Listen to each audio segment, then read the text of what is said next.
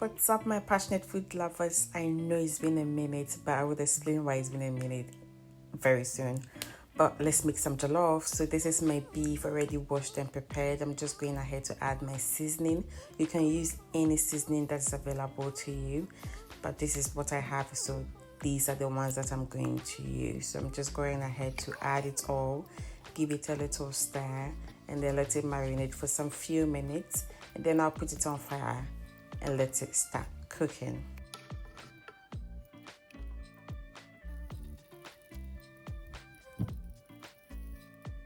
Whilst that is cooking, let's prepare our vegetables. So I have 2 bell peppers, 1 green peppers, 2 onions, some tuna that I'll add to my jollof, and these are the tomato puree and tomato thing that I'm gonna use.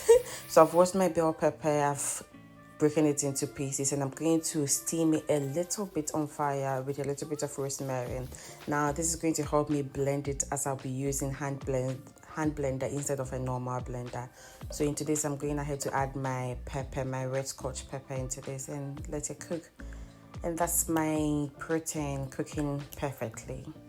So I've sat like 2 or 3 minutes, my bell pepper was ready, and it was time for me to blend. So into this, I'm going to add the blended tomato and blend it. Now, the red pepper gives your jollof extra color. It gives it extra flavor and extra taste. And then the rosemary adds even more extra flavor to your jollof. Trust me, on this recipe, you're going to love it.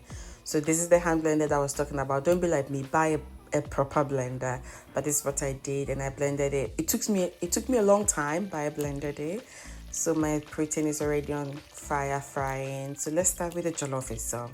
So in the pan, you add a little bit of oil and then your diced onion. I hate seeing onions in my jollof, so I try to dice it as little as possible.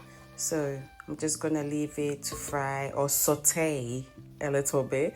And then into it, I'm going to add my tomato puree. Not just much, because like I said, the red pepper is going to give our jollof flavor and color, so you don't want to use a little bit more tomato paste, just a little bit. So I'm gonna stir it, give it time to fry a little bit, and then yeah.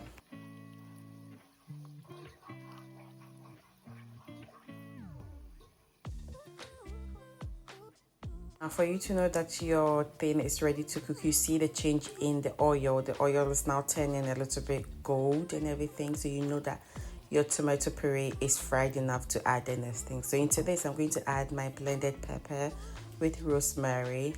And that's all about it, guys. That is all the process that you need. So we're just going to add a little bit of this tomato passata that I got. And then that's it. Just stir it and leave it to cook. This tomato passata is optional because it gives extra flavor, because it's blended with basil and other things. So if you don't have it, you can just use fresh tomato and any other tomato that you have on hand. And that's it. So we're going to leave our stew to cook. Now, like I was saying, for you to know that your stew is cooked, the bubbles will not be as big as you see now. It will be more settled, like frying more than cooking. So yeah. Okay guys, let me tell you why I've not been posting for a year consistently.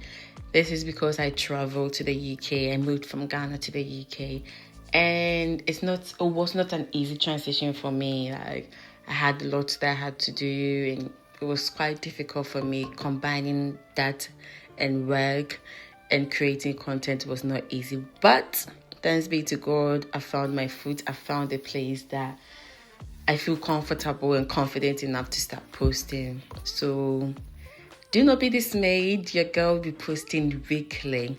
Oh, before I forget, so I'm adding the stock from my beef, that I cooked earlier into this. But since the stock was a little bit, I'm just adding water to it. And I'm going to add this Maggi cube. Now, tell me why these Maggi cubes are so hard. It's just like you're breaking a rock. So what I do with my jollof is that I do not measure my water, but I try to use as little water as possible. This is because we are going to try to cook our jollof with steam instead of water. As you might know or you might not know, it's better to cook your jollof with steam rather than with water, so that you do not end up getting soggy or way too soft rice. Nobody wants soft rice. Nobody wants soft rice. So at this point, you're just going to lower your stove, allow your jollof time for it to cook. And while that is happening, I'm just going to cover it with some foil. And that's literally about it, guys. That's literally about it. So yeah, I'm also posting consistently on my lifestyle channel, guys. Oh my god, doing voiceover is not for the weak. But like I was saying, I'm going to post consistently on my lifestyle channel, which I'm going to link in the description box below. So please do well to check that out.